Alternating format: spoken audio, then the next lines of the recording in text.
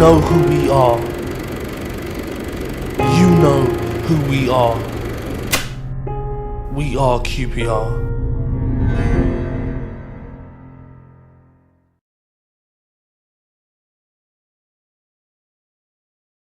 Following on from one of the greatest seasons in the club's history, Alex Stock's men had another incredible season as we pushed to win promotion to the First Division for the first time in our history.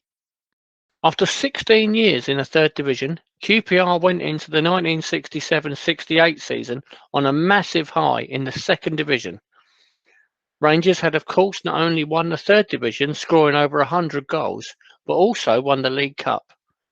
The club had never reached the top flight before, but hopes were high among the QPR fans that this exciting young team could make it back-to-back promotions. That optimism grew even more as we took on an Italian Olympic 11 in pre-season, which was pretty much the Italy under-21 side. Rangers thrashed them 5-1 as we went into the new season full of confidence.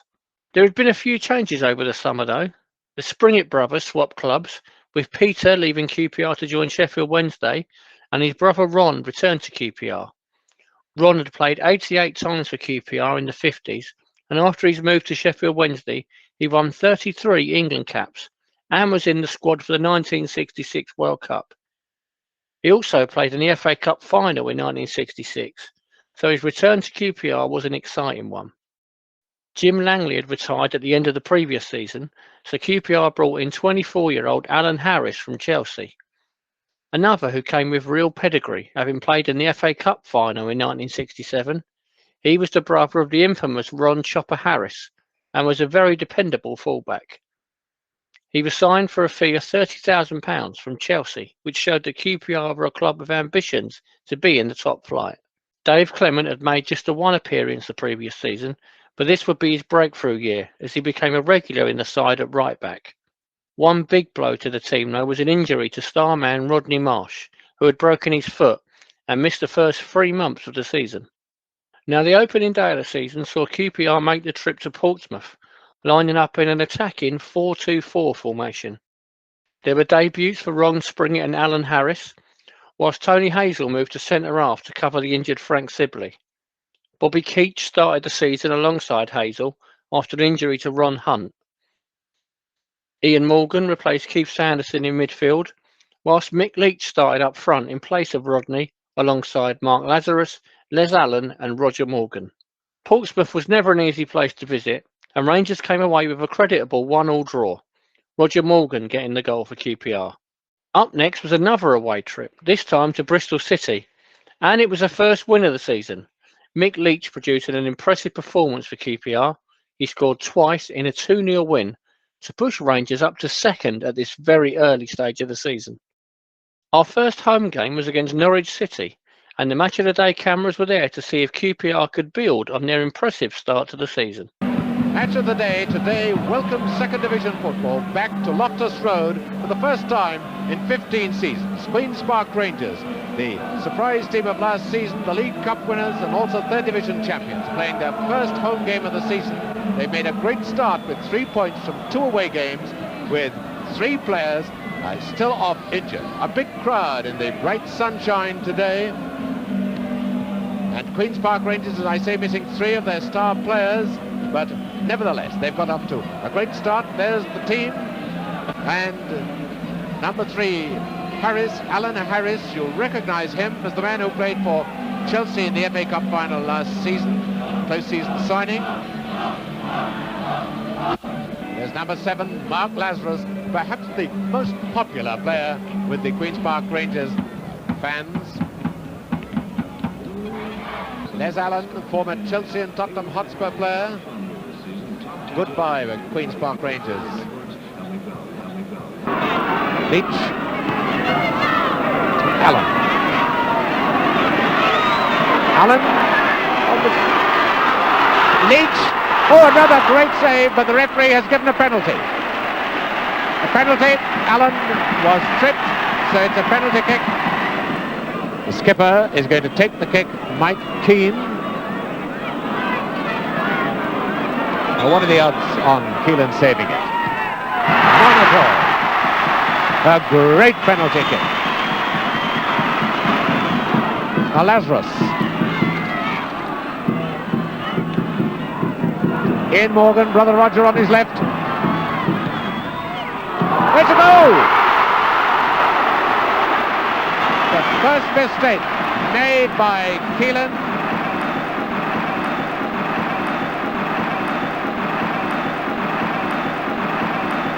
It looked like there was no stopping this exciting QPR team, led brilliantly by manager Alex Stock. He'd put this team together with a great blend of youth and experience. We were a match for anyone. It was Rotherham up next, who were not one of the strongest sides that season, and they were absolutely no match for QPR, who were without the injured Dave Clement, and they still stormed into a 2-goal lead before half-time. Les Allen and Mark Lazarus both scoring, whilst Mick Leach made it 3 goals in 5 games to earn a 3-1 win. We faced our first real test of the season when Aston Villa visited Loftus Road, who had just been relegated from the top flight. There was a real buzz around Loftus Road, facing a big club like Villa, the kind of league fixture which seemed almost impossible a year earlier. Rangers had problems going into the game, with Les Allen picking up a knock, and with Rodney Marsh and Alan Wilkes also injured. There was a return to the side for the ever-reliable Keith Sanderson. And that decision to go with a hard-working midfield player at number 9 raised more than a few eyebrows, but Stock knew exactly what he was doing, and QPR set about Villa with pace and intensity. Sanderson scored twice in the first half before Mark Lazarus added a third as QPR thrashed their big-name opponents. Top of the league and looking unstoppable, the fans were beginning to believe anything was possible. Of course, this is QPR, so things were never going to go that smoothly. We followed that great win over Villa with a home game against Derby County, who were managed by young Brian Clough. They proved to be tough opposition, with the aggressive winger Gordon Hughes causing Rangers fullback Alan Harris problems. He gave him several niggly fouls against the QPR man early on. Harris responded with an off-the-ball headbutt, not spotted by the referee, but certainly spotted by the supporters, which sealed his reputation as a no-nonsense player. The game was a very heated one, with crowd trouble during and after the game. Derby won it 1-0 and brought QPR back down to earth with a bang, as Alex Stock's men realised they were not going to have it all their own way. Rangers' defence of the League Cup began with a home game against Hull, who had reached the FA Cup quarter-finals a year before. So it was a tricky tie for QPR, and Hull took the lead. But it was yet another second-half turnaround. Mick Leach and Mike Keane scoring the goals to send us into the next round. A trip to Preston saw QPR get back to winning ways in the league. Goals from Mick Leach and Roger Morgan earned us a 2-0 win before a home London derby against Charlton at Loftus Road. Ian Morgan and Les Allen got the goals that day in a 2-1 win, which kept us top of the table. September ended with a trip to Crystal Palace in front of a crowd of over 38,000, the highest attendance for a QPR League game in over 16 years. Palace were a point behind Rangers, so it was a big game, and they doubled up on winger Mark Lazarus to try and nullify our attacking threat. It certainly worked, as Palace won a tight game 1-0 and went above Rangers. Still, as September drew to a close, it had been a brilliant start to the season. 10 games played, 7 wins, 1 draw and just the 2 defeats, sitting third in the table, just outside the automatic promotion spots. Mick Leach was top goal scorer with 5 goals, whilst Les Allen and the Morgan twins all had 3 goals to their name. October began on a bright sunny day with Bolton visiting Loftus Road. Rangers made a few changes, with Bobby Keach replacing Ron Hunt at the back. Keith Sanderson returned in midfield as Mark Lazarus missed the game. Les Allen was left out, replaced by young Alan Wilkes, who had turned 21 years old just a few days earlier, and he celebrated that birthday, scoring the only goal in a 1-0 win. The next round of the League Cup saw a return to the team for Les Allen and Ron Hunt as we faced Oxford United at Loftus Road. Alan Wilkes kept his place in the side, and he made it a memorable night, becoming the first and only player in our history to score 5 goals in one game. An outstanding achievement, and fans began to believe that Wilkes was going to be a superstar for the team. He had finished the previous season with 4 goals in 5 games, and here he was now with 6 goals in 2 games. Sadly, he never really fulfilled that early promise, but should be remembered for that remarkable night, scoring 5 goals in a single game. A 2-0 defeat at Hull followed, which knocked the confidence a bit, and that was quickly followed by another London derby against Millwall at Loftus Road. Mark Lazarus was back in the side, and Rangers produced an excellent performance to beat their South London opponents. Roger Morgan, Mike Keane and Les Allen all on the score sheet in a 3-1 win. And that win set up the big game up at Blackpool, who were an impressive side pushing for promotion. It was a tight game, but QPR were able to meet the challenge. Les Allen scored the only goal of the game and took us back to the top of the table. October came to an end with the next round of the League Cup and a trip north to face top flight Burnley, who were a very good side in those days. QPR was still missing Rodney Marsh, and both Mick Leach and Alan Wilkes had joined them in the treatment room, so it was a patched up side making the trip to Turf Moor. Ian Morgan partnered Les Allen up front, whilst young defender Frank Sibley played in midfield. Burnley took an early lead, but Sibley equalised as QPR fought hard to try and retain the trophy that they had won a few months earlier. Burnley took the lead again in the second half, but Rangers pushed hard, refusing to give up. Ron Hunt had a great chance to equalise and force a replay, but his header went over the bar. That was it. QPR were out of the League Cup. Any dreams of another League and Cup double were over. It was hardly doom and gloom though. We'd ended October top of the league. Alan Wilkes was now top goal scorer with 6 goals. Mick Leach and Les Allen both had 5. The goals were not flowing as easily as they had the previous season, but it was a hell of a start going into November, when a certain number 10 was set to return. Our league game against Blackburn was postponed due to a waterlogged pitch at Loftus Road, but all eyes were on a trip to Southend a few days later, not for a league or cup match, but the reserve team were in action, and over 3,000 QPR fans made the trip down to Southend, as it was made clear that Rodney Marsh would be returning to action after a long layoff.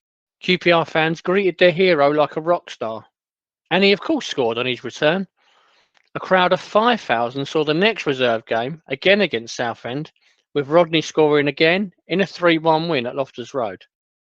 He wasn't quite ready for the first team yet, so after a 2-week break without a league game, it was a long trip north to face Carlisle, and not a great day really for QPR.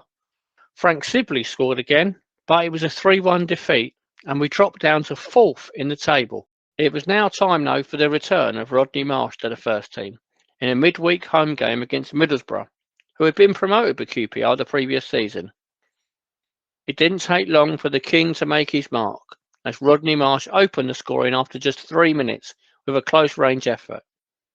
It proved to be a tough night though, and Borough fought back to earn a 1-1 draw. It was proving to be a difficult month, as Rangers made it 4 games without a win, losing 1-0 at Huddersfield, and dropped down to 5th in the table. And it also proved to be a sad day for the team, as Frank Sibley suffered a knee injury which ended his season. It also turned out to be the last appearance for QPR for Mark Lazarus, who left to join Crystal Palace for £10,000. Lazarus had 3 spells at QPR, playing 235 times for the club, scoring 84 goals. A great winger, popular with the fans, and will never be forgotten after scoring that winning goal in the League Cup final. His departure was certainly the end of an era. The departure of Lazarus saw a rejig of the team.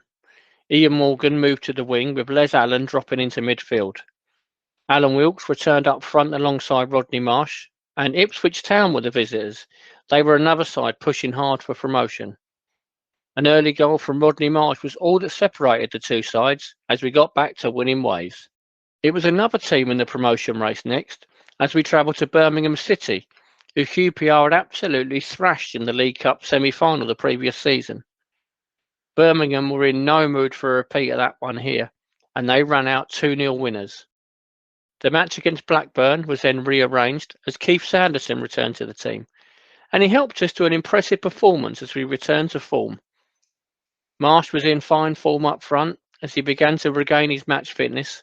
He made it 3 goals for the season as he opened the scoring, before goals from Sanderson and Wilkes made it 3-1 to Rangers. Portsmouth next for QPR, and the match of the day cameras were back in W12 for this one. An unchanged QPR side, and a win would take us back into the automatic promotion places.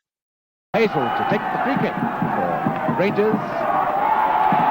And it's a goal! Yes, scored by Ian Morgan. Tyndall feeling then that Morgan had handled it. The other Morgan with the corner, and that's the second goal, scored by Keane. And he scored umpteen like that. There was a lot of travelling for the team over Christmas. A trip to Norwich on December 23rd was a hard-fought 0-0 draw, and it was then down to Plymouth on Boxing Day, where 16-year-old Mick McGovern made his debut in place of the injured Alan Wilkes. With the game heading for another 0-0 draw, Rodney Marsh broke into the penalty area and collapsed in a heap to win a penalty, which the locals felt was a blatant dive. Mike Keane converted the penalty for a 1-0 win, which sparked crowd trouble, with QPR coaches getting their windows smashed. Due to that incident, it probably wasn't ideal that the two sides met again just a few days later. The last game of 1967, and Rangers went out with a bang. Rodney Marsh and Mike Keane both scoring twice, as QPR produced a wonderful performance to win 4-1, and then an unbelievable year at the top of the league. A year where QPR had won 32 of their 52 games they'd played, and won a League Cup, a promotion, and were backing up with a strong promotion push. It has to go down as one of the greatest ever calendar years in the club's history. Alan Wilkes remained top goal scorer with 7 goals. Captain Mike Keane had 6, whilst Rodney Marsh, Les Allen and Mick Leach all had 5 with half a season to go. 1968 started with a home game against Rotherham for QPR. Mick Leach returned from injury for his first start in 2 months, and the good form continued with another rout.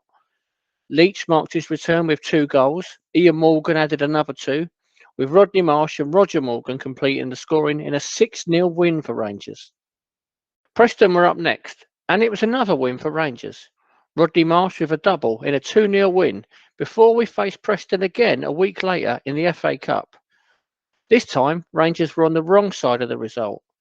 Mike Keane scored for us, but Preston ran out 3-1 winners to leave us out of both cup competitions, but there was still all to play for in the league. It was another London derby up next, with a trip across London to face Charlton, and all was going to plan early on. Rodney Marsh grabbed another before a double by Roger Morgan put us 3-1 up. One of Morgan's goals came after the Charlton keeper was laid out injured. QPR played on, with Morgan scoring into the empty net, which incensed the Charlton players and fans. The goal was given, and Charlton keeper was stretchered off. With no sub-keeper and outfield player winning goal, and QPR looked set for another big win. But Charlton pulled one back in the 89th minute to set up a lively finish to the game, with Keith Peacock scoring an injury-time equaliser and leaving QPR shell-shocked. In what was becoming a very tight promotion race, this was certainly a case of a point dropped, but we remained top of the table. Crystal Palace were up next, and a return to the side for Alan Wilkes saw him score the opening goal, and Rangers got back to winning ways. Ian Morgan's 7th goal of the season ensured we ran out 2-1 winners. The team were looking a bit shaky at the back though, and our form began to dip. A trip to Derby proved to be disastrous as Brian Clough's side thrashed Rangers 4-0, our heaviest defeat of the season. Alex Stock responded by moving for a new striker. We were heavily linked with Swindon striker O'Rourke, but he joined promotion rivals Ipswich Town instead. So Rangers made the move to sign Frank Clark, one of 5 brothers who all played professional football. Clark made his debut away at Bolton, replacing Mick Leach in the starting 11. But it was another frustrating day for Rangers, with the team getting a 1-1 draw thanks to a goal from Roger Morgan. So as February ended, Rangers remained top of the table, but it was just 1 win from the last 5 league and cup games. Rodney Marsh was now top goal scorer with 9 goals, closely followed by Roger Morgan and Alan Wilkes, who both had 8. Ian Morgan, Mike Keane and Mick Leach all had 7 goals, but goals were starting to become hard to come by for Alex Stock's men. It was Hull City next for QPR, and again it was a struggle. A late Rodney Marsh penalty earned Rangers a point, before a trip across London to Millwall, which was never the easiest place to go. Les Allen returned after a long layoff, and Rodney Marsh produced one of his finest moments in a QPR shirt. A corner on the left was played short by Roger Morgan to Rodney Marsh, who started to run towards the near post. He nutmegged two defenders before smashing a shot in off the underside of the bar to send the travelling QPR fans into wild celebrations. Marsh at his absolute best with his 10th goal of the season. Millwall were a decent side though, and they equalised in the second half, and that made it 3 draws in a row for Rangers, who are now just a point clear of Ipswich and Blackpool, ahead of a massive game at Loftus Road. It was Blackpool who were the visitors, with a chance to draw level on points with us. QPR were without a win in 4 games, and they needed to turn things round quickly. On a rainy early spring day, Ian Morgan put QPR ahead in a close-fought game. Blackpool were more than a match for Rangers though, and they pushed hard for an equaliser. But a nice pass from Les Allen found new signing Frank Clark, who slotted the ball home for his first goal for the club and ensured a vital win for QPR. We remained top of the table, but with a 3-point gap to third place ahead of a trip to Blackburn, Frank Clark was again on the score sheet with a vital 1-0 win. So as March came to an end, we were still top of the table with 8 games to go and a tough looking run-in, including a trip to Ipswich and a game against 4th place Birmingham City. It was all to play for, with a place in the First Division at stake. So new signing Frank Clark had scored his first goals for QPR, but questions were beginning to be asked about his signing. Rangers were linked with Farouk before we signed Clark, and he'd been scoring goals for fun at promotion rivals Ipswich. But now Clark was more than proving his worth to QPR. Carlisle United came to town, and Clark was again on the score sheet. He got the only goal in a tight 1-0 win. It proved to be a costly win though, with young right-back Dave Clement picking up an injury that would rule him out for the rest of the season. And to top it off, Rodney Marsh also picked up a knock, which would rule him out for a week. But with it being Easter, that meant he would miss 2 vital games. Good Friday saw Cardiff visit Loftus Road for an 11 a.m. kickoff, and it was another narrow win for Rangers. Ian Morgan got the only goal of the game, leaving us 5 points clear of Ipswich and Blackpool with just 6 games to go. But it was about to get tough. After a hard-fought win, QPR had to make the trip north to Middlesbrough the following day, and it was no surprise that a tied QPR side lost 3-1. Les Allen scored for Rangers, but with Ipswich and Blackpool both winning, it was squeaky bum time in Shepherd's Bush. We were now just 3 points clear with 5 games to go. Another long trip, this time to Cardiff, and it was all changed with the starting 11. Mike Kelly replaced Ron Springer in goal, who wouldn't play again during the run-in. Bobby Finch made his debut at right-back, whilst Mick Leach also returned to the side. The defeat at Middlesbrough meant that Rodney Marsh also came back, still with a badly bruised foot, but Rangers needed their talisman back in the side. Marsh, of course, had an impact, winning a penalty after being hacked down in the box, but he was unable to take it after limping away injured. Mike Keane took on penalty duties. He'd already scored 2 that season, but this one was saved, and Rangers suffered a 1-0 defeat. A win for Ipswich meant that they replaced us at the top of the table, whilst Blackpool's win over Blackburn put them just a point behind us, with 4 games to go. Now, you couldn't have handpicked better opposition next, as Huddersfield visited Loftus Road, who had a dreadful away record and sat in the bottom half of the table with nothing to play for. Time for QPR to get back to winning ways. Roger Morgan to Leach. Marsh and Clark in the middle. Now Clark. Leach. And a goal! Put in by the left back. By leg. 39 minutes and it's 2-0. Leach the man who shot, but the number 3 leg miskicked the ball into his own net. 2 goals from Rodney Marsh helped Rangers to win that game 3-0, but wins for Blackpool and Ipswich ensured things were still very tight at the top, ahead of a massive game as QPR travelled to Ipswich. It was a sellout, with QPR selling out their ticket allocation for a tense afternoon. The home crowd were growing anxious as QPR started to take control, and Rodney Marsh went on one of his trademark dribbles into the box and was brought down. Penalty. After we'd missed our last one, this was a pressure moment. Rodney Marsh stepped up. He took a long run up. Up he stepped, placing the ball to the keeper's left and into the back of the net. 1-0 to the Super Hoops. Now, many QPR fans felt that the club had made a mistake not signing John O'Rourke, and his 10 goals in 10 games for Ipswich had elevated them to the top of the table. He would, of course, have an impact here, crossing for Mick Kelly to equalise just minutes before half-time. It was all to play for, and Rangers began to sit back as Ipswich poured forward. The nerves among the QPR fans must have been terrible. A goal seemed inevitable. Former England striker Ray Crawford was coming towards the end of his career, but he could still score goals and proved it here, heading Ipswich ahead with just 20 minutes to go. Roger Morgan then went down in a heap with a bad injury. He'd been booked in for an operation but wanted to play on in this big game, but he was carried off the pitch by manager Alex Stock, with his season now over.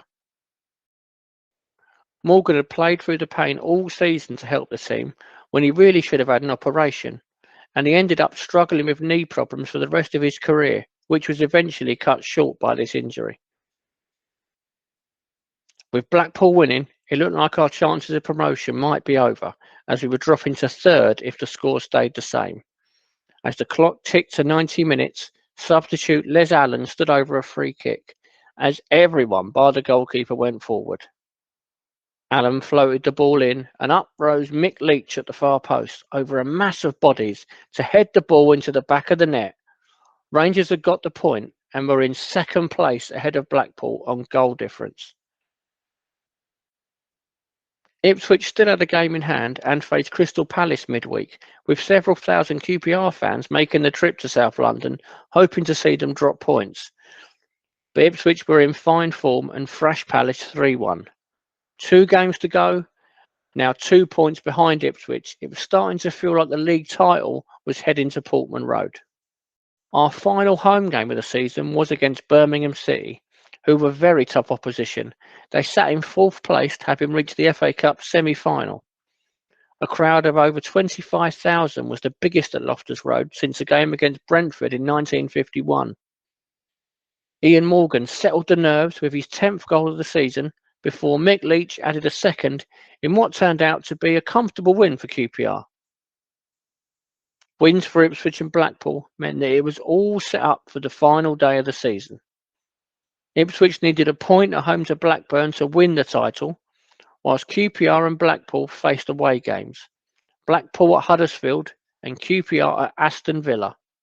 If we matched Blackpool's result, we were heading to the top flight for the first time in our history. So the day had finally arrived. 15,000 QPR fans made the trip up the M1 to Villa Park in a crowd of over 30,000 for a momentous day. The following is an extract from the brilliant Alex Stock autobiography, A Little Thing Called Pride, where he talks about his emotions on the day in the build-up to this match. I will remember Saturday the 11th of May 1968 as long as I live. The longest day of my life is etched on my memory, engraved there, so I can never forget the nightmare pressure of that afternoon at Villa Park. It was a match I had waited for ever since I came into management. There was no turning back. The players had travelled a long way together, and to fail on the last day of the season would have been nothing short of disastrous. It was also my chance to equal the record held by Jimmy Seed, the proud record of taking a team from the 3rd to the 1st division in successive seasons, a day that would never come around again. It is difficult to put into words exactly how I felt when I sat down just before 3 o'clock. It was the climax of 21 years in management and 9 long hard months of that season when I had struggled with asthma. And that certainly took me to the summit of anxiety. I have always been a superstitious person and a great believer in using the same routine when you are worried about something. So when I left home at 9:30 in the morning, I was wearing the same suit, shirt, and blue socks I had worn on match days throughout that season. Marjorie had said "good luck" by the front door, and for some reason that shook me. Why should I need luck? I said to myself. No one can help me and I don't need luck. We damn well deserved to go up. The coach was waiting at Shepherd's Bush and I ordered the driver to use exactly the same route he had always taken to Villa Park. It sounds stupid now, but for some reason I thought it was the right thing to do. I just had a feeling we shouldn't change our habit.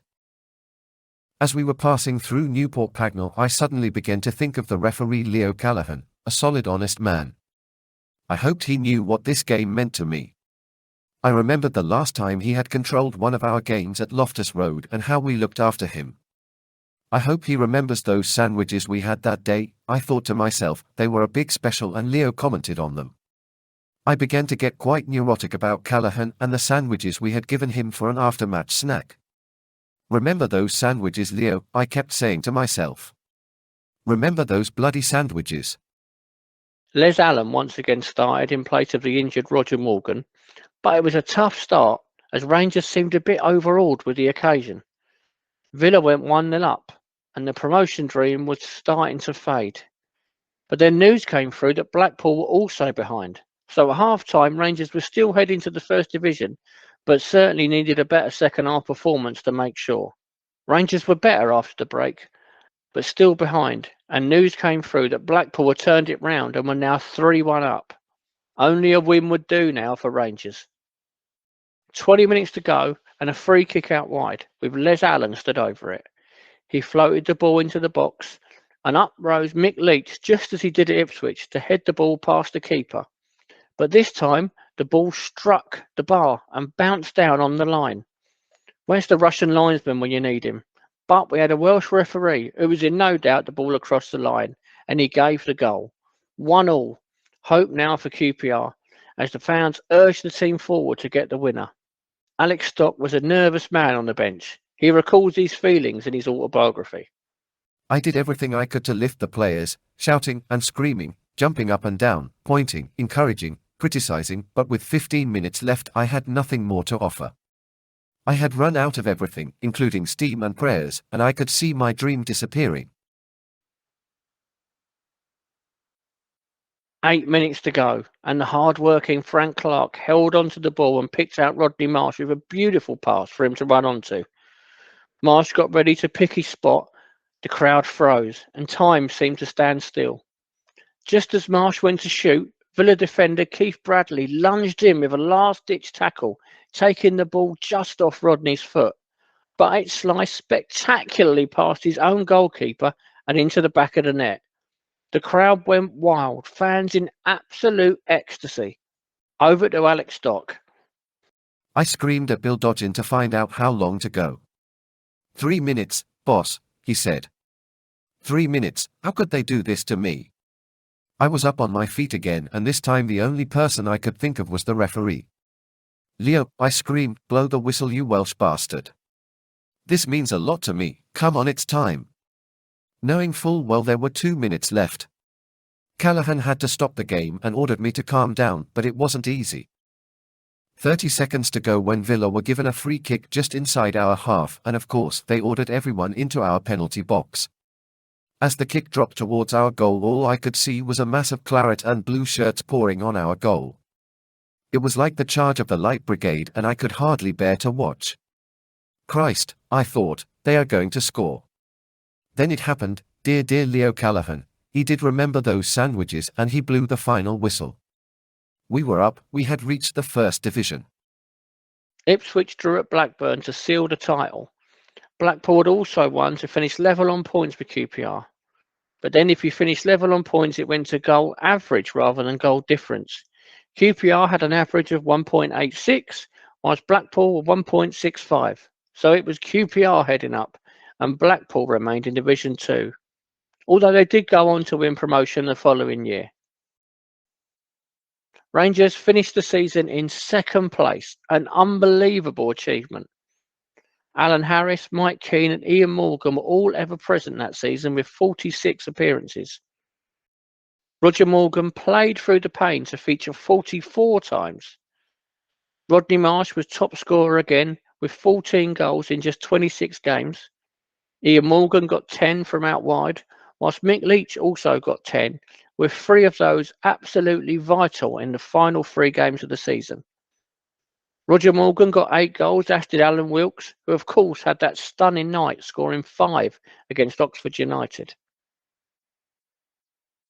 What a season, and what a team. Back-to-back promotions for arguably our greatest ever manager, and QPR will head into the top flight for the first time in our history. I hope you enjoyed this video. If you did, give us a like and subscribe to the channel.